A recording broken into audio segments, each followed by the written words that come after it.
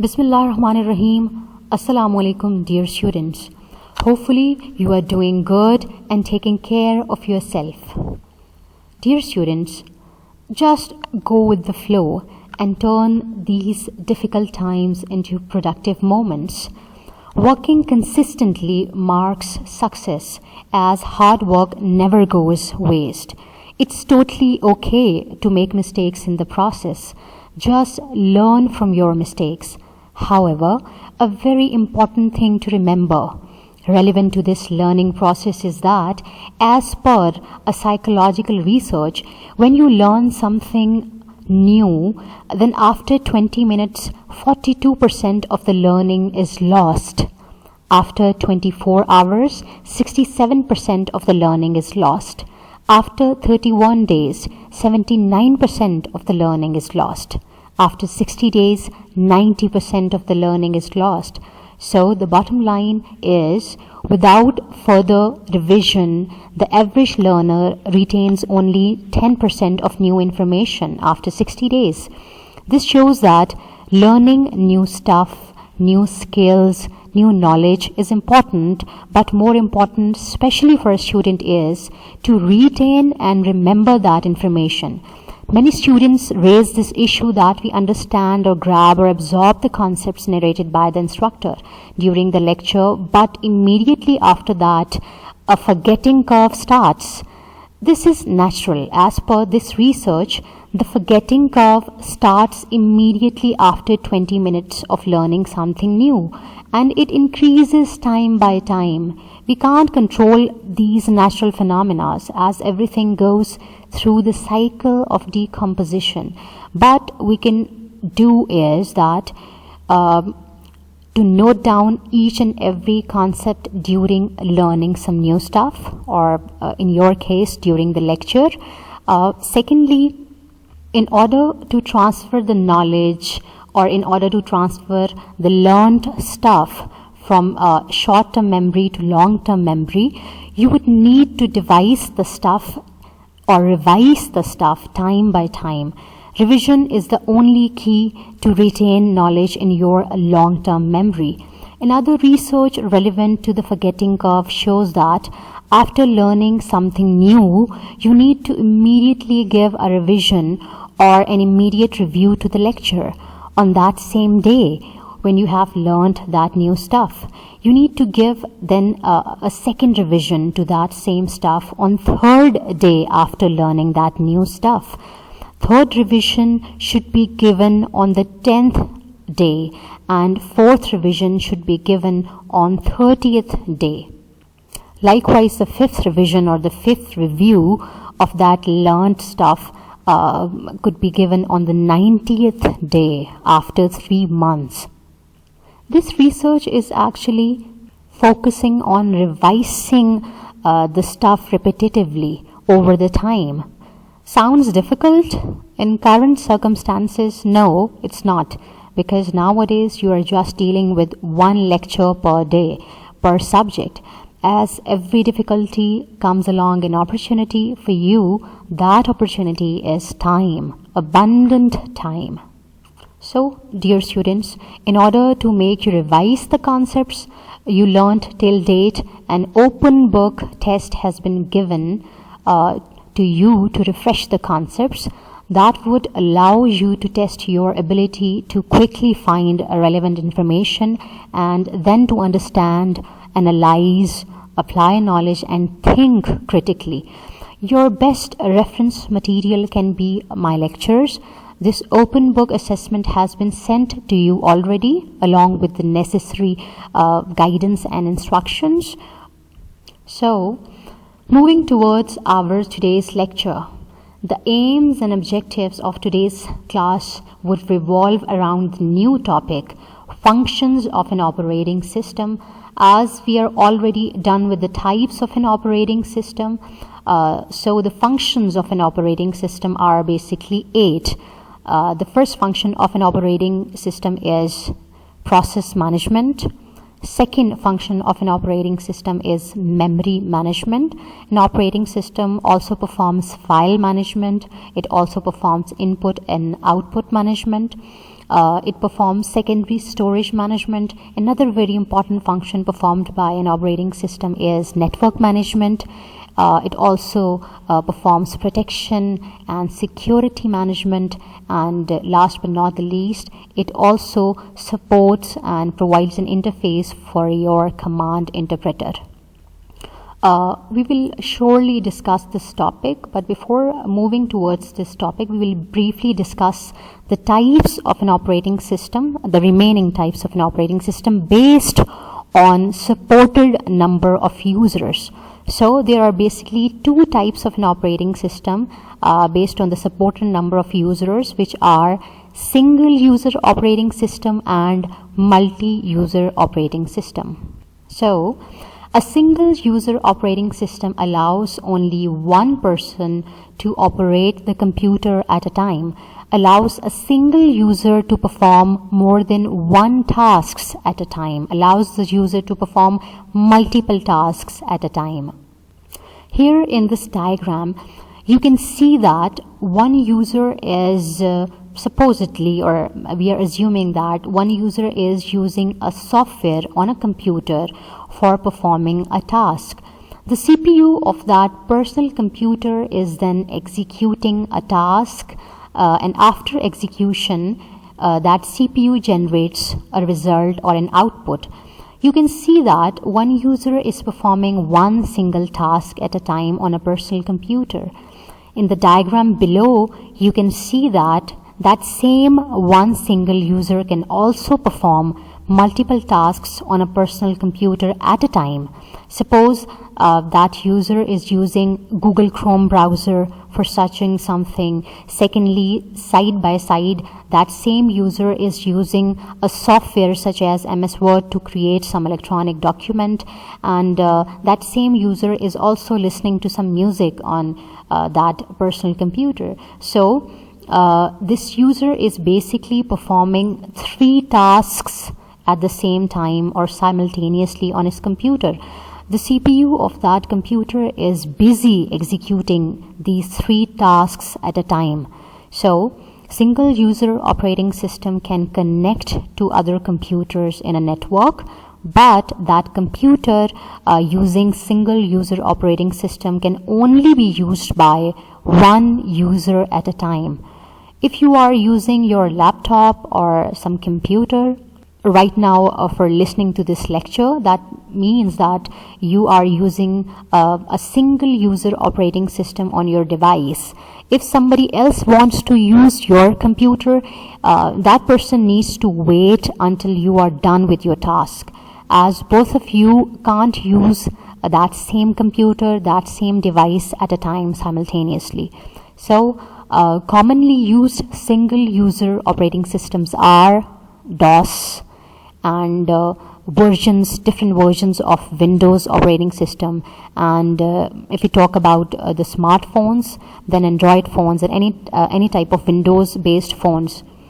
So the devices supporting single user operating system are your personal computers such as desktops, laptops, tablets, as well as some other stuff like smartphones, etc. Second type of an operating system based on the supported number of users is multi-user operating system.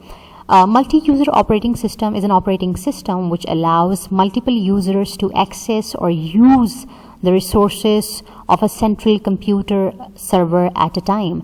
This type of operating system is basically installed on a server computer like mainframe computer, which in a network controls all the connected client computers, hundreds or thousands of client computers. Client computers use or access the resources of a server such as its CPU, its processors, its storage devices like hard disks, its input-output devices like scanners or printers, etc. Multi-user operating system allows the resource sharing of these devices with client computers or with connected computers inside a network. As you can see in this diagram, that a mainframe server allows 4 client computers to access its CPUs or processors for programs execution. Operating system of the server executes runs these four client computers programs by assigning its CPU's time or quantums or time slices to all these programs of these four different client computers.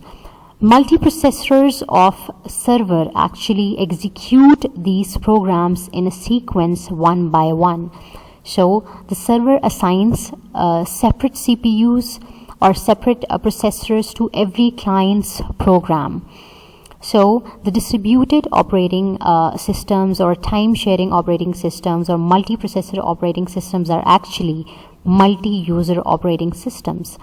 Unix, Linux, Windows 2000, Windows 2003, and Macintosh operating systems for servers. So these operating systems are actually developed for servers, and they are installed on servers and are called as multi-user operating systems.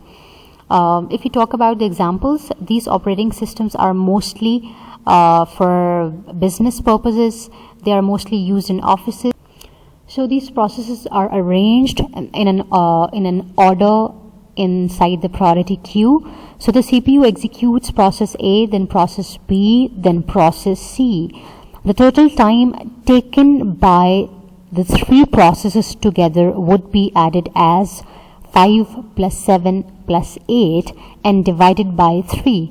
The total execution time of three processes would be calculated as 6.67 milliseconds, which means that CPU took 6.67 milliseconds to execute three processes. But one important concept to remember here is that first process got 5 milliseconds for execution by the CPU. Second process got 2 milliseconds, and the 5 would be added with these 2 milliseconds. That would make 7 milliseconds. Then as third process got 1 millisecond, so the previous 7 millisecond would be added with the 1 millisecond, makes 8 milliseconds in total. Means one process's time gets added with another process's time. The total time of two processes gets added with the third process's time. Now take scenario number 2, where the three processes are arranged in the priority queue in the sequence of B, C, A. Now you must have noticed that in scenario number 1, the sequence of execution for three processes was A, B, and C. In scenario number 2, these three processes are actually arranged in a sequence inside the priority queue in a different arrangement, B, C, and A. CPU executes these processes, executes the process B, then process C, then process A. CPU executes process B for 2 milliseconds, process C for 1 millisecond, and process A for 5 milliseconds.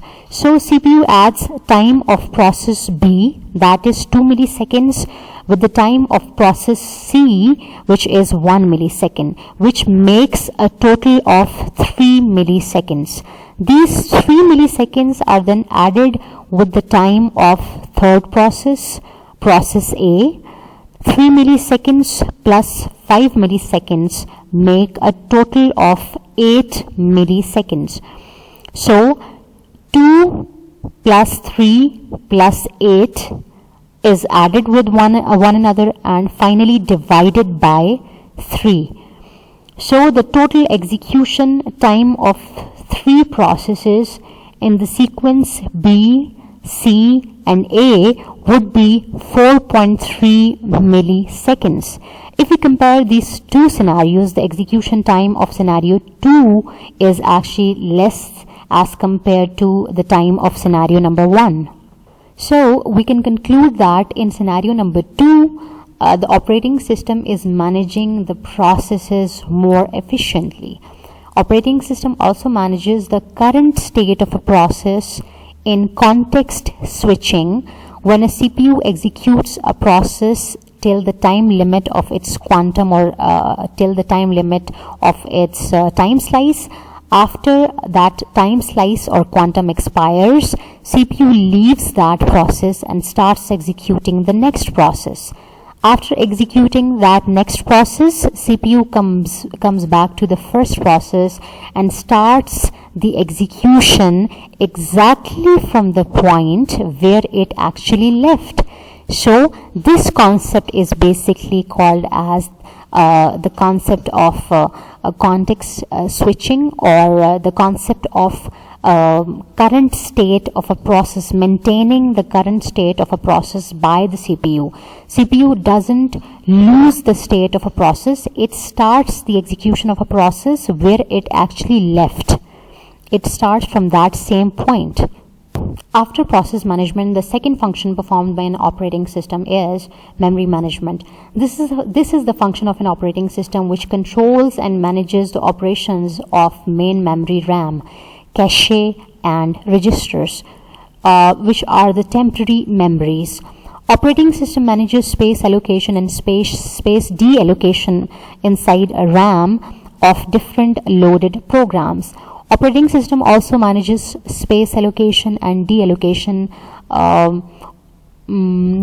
different instructions and data inside the cache and registers, as well as RAM on temporary basis. Some programs or tasks or jobs occupy more space inside RAM. Operating system also maintains these stored programs inside memory until they are loaded there. If any program gets fetched and executed by the CPU, its memory space gets deallocated, gets free, where the operating system can load another program. Operating system also keeps track of freed memory or available memory inside RAM or cache or registers. Suppose the storage capacity of a RAM is 8 MBs and two programs from the hard disk want to get stored inside the RAM for execution by the CPU. So both programs of 8 MBs or both programs of 8 MB capacity each want to get stored in the RAM. Both programs can't be loaded into the RAM at the same time because that would exceed the RAM's storage limit. RAM can't store both programs at the same time because its storage capacity is just 8 MBs, while the storage capacity, combined storage capacity of both programs would be 16 MBs. So the program P1, or you can say process P1, gets loaded by the operating system into the RAM first, gets executed by the CPU. After execution, operating system swaps it out of RAM and sends back that process after execution to the secondary storage device such as hard disk for permanent storage or to any other storage device. Operating system then loads program 2 from the secondary memory into the RAM because program 2 was also waiting for the RAM's memory to get available, to get free. So operating system then allows the CPU to execute program 2. So memory is allocated, deallocated to different processes by the operating system in this way. It loads one program which requests the RAM first. It loads that program inside the RAM. Operating system gets that program executed by the CPU, and after execution the generated output would be stored inside some secondary storage device. After execution of that first process or first program, the second program would then be loaded inside the RAM. Why both programs can't be loaded inside the RAM at the same time? Because both programs are of 8 MB each. They make a total of 16 MB, so 16 MBs actually is much more than the space of RAM, and RAM is of 8 MB, so RAM would deal with each program separately. But if both the programs are of less size or of less storage capacity. Suppose if the one program is of 2 MB and the other program is of 5 MBs, 5 plus 2 makes actually 7. So RAM has actually got 8 MB, so it can store 7 MBs programs, or it can store 2 programs of 7 MBs at the same time, because it has got that much space. Certain other concepts to remember regarding memory management are that RAM is made up of bytes or memory words, where each byte or memory word is assigned a memory address. Programs or data is always stored on these memory addresses inside the RAM. RAM is directly accessed by the CPU for data and instructions fetching. So operating system keeps track of RAM, that is, which byte of memory are how many bytes of memory are used by which program. The memory addresses that have already been allocated and the memory addresses that have not yet been used, these all things are actually being tracked by the operating system. Operating system allocates the memory to a process when the process requires that memory space, and deallocates the memory when the process has got terminated or got executed. The third function performed by an operating system is file management. This is the function of an operating system which manages files and folders stored on secondary storage devices, as well as inside different directories and subdirectories. File management allows a user to perform operations such as creating, naming, renaming, copying, moving, deleting, and searching a file and folder. It also allows the user to perform read or write or open or close operations on files and folders. A file system inside a computer is organized into directories for efficient or easy navigation and usage. These directories may contain other subdirectories and other files. An operating system helps or keeps track of where information is actually stored, user access settings and status of every file, and much more. So in essence, we can say that operating system is responsible for file and directory creation and deletion, for manipulating files and directories, for mapping files onto secondary storage devices, and for creating backup files on backup devices. These hierarchies clearly depict that files are stored in directories and subdirectories. These directories and subdirectories are pathways or routes towards these files. In this diagram, or in these hierarchies, you can see that operating system is basically saving the files inside or folders actually inside the directories and subdirectories.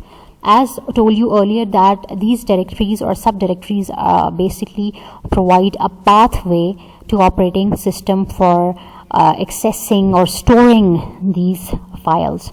So these hierarchies clearly depict that files are stored in directories and subdirectories, and they provide pathways and routes. The fourth function performed by an operating system is input-output management. Input-output management is the function of an operating system which manages the input-output devices of a system. It controls the input-output devices and input-output operations during programs execution or during programs loading into RAM and into secondary storage devices. Efficient input-output management improves the performance of a computer. Most importantly, input-output management function of an operating system provides device drivers for these input-output hardware devices. If device drivers are these softwares are not installed inside the computer regarding these input-output hardware devices, then the computer would not recognize these input-output devices. In order to get recognized by the computer, input devices must connect, or input-output devices must have their relevant device driver installed inside the computer. Here in this diagram, you can assume that some data is coming from input devices as programs, and these programs get loaded into the RAM. CPU then executes these programs, but all these programs or data want to utilize printer for producing hard copies. So operating system again makes a priority or waiting queue the program which actually requested for the output device printer utilization, or the program which actually requested for the printer's utilization before other programs would be able to utilize it before other programs too. So in this way, this resource such as printer or any other input-output resource can be made available by the operating system of a computer to all the programs one by one in a sequence. Another fact is that after execution of a program, CPU generates output, but how the user would know that how the output looks like after execution? So that's why the generated output is displayed on the screen. If some mistakes are there in the data of output, user would be able to remove or correct those mistakes. The output device used for displaying the data would be an output device monitor. The fifth function performed by an operating system is secondary storage management. Operating systems have this ability to not only manage main memories like RAM or temporary memories like cache or registers, but operating system also has this ability to manage the free space allocation and deallocation of programs or data on certain memory addresses inside the secondary storage devices. Now these secondary storage devices can be magnetic storage devices, optical memories, or flash memories. Magnetic memories include hard disk or floppy disks, zip disks, and magnetic tapes, while optical memories include CDs, DVDs, and Blu-ray disks, and flash memories include USBs and memory cards or flash cards. So the main memory RAM is only used for storing the data temporarily, so the CPU can fetch or grab the programs for execution from the RAM. So in order to save the data after execution, or in order to save the generated output on permanent basis inside some permanent storage device, operating system uses secondary storage devices for that purpose. So secondary storage management function of an operating system allows it to actually to allocate or deallocate memory space of these devices. Operating system also allows to free up space to perform space management of these devices. Operating system also performs hard disk partitioning and formatting and scheduling in order to fulfill secondary storage management. Here in this diagram, you can clearly see that CPU is dealing with execution of different processes. Process A has been executed, and an operating system has assigned it a memory address inside the hard disk for permanent storage. After process A, process B got executed, and operating system also stores process B inside the secondary storage device hard disk permanently on some memory address. Likewise, process C is waiting for its execution. When it would get executed, it would also be stored in secondary storage device. Operating system allows the CPU to execute each process in a sequence, and then operating system stores each executed program or output on some permanent storage medium. However, if the storage device's space is not available or the space is full, operating system will prompt or give an error message to empty some space from the storage device in order to save the data. The next function performed by an operating system is network management, a function of an operating system which monitors and manages the resources of a network. It allows to create user groups and assign privileges to the users. It shares the network resources among the users and deletes and fixes network problems. Operating system also allows different devices or computers to connect and create a network. In fact, an operating system provides a user with all settings and configuration options in order to connect to a network, either a LAN network, a WAN or MAN network, wireless or either wired network. Without an operating system, a computer cannot connect to a network. Network management is the process of administering and managing computer networks. It includes performance management, fault analysis, provisioning of networks, and maintaining the quality of service. In a server-based network, special distributed operating systems are used which allow different client computers to request network resources from the server. Servers distributed operating system share network resources like servers, CPUs or processors, scanners, printers, fax machines, photocopiers, its internet bandwidth, its softwares, its files and folders, its online cloud platforms, and much more. These are actually all the resources available on a server computer, which actually can be shared with the client computers by the server computer. So in peer-to-peer network, there is no server, so every computer has its own independent operating system, which actually allows these computers to connect with one another. It allows these client computers to share their own resources with one another. Operating system allows client computers to access the user accounts and privileges on server computers and on a network, inside a network.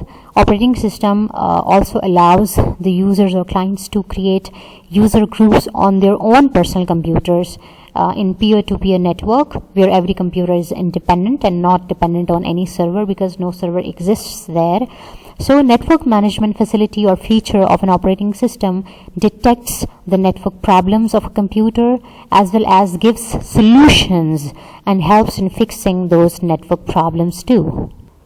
Another function performed by an operating system is protection system or security. So the protection refers to a mechanism which controls the access of programs, processes, or users to the resources defined by a computer system. An operating system is responsible for securing the system at two different levels, which are internal security and external security. So internal security refers to the protection of activities of one process from the activities of another process. Means operating system also makes sure that one process doesn't interrupt another process.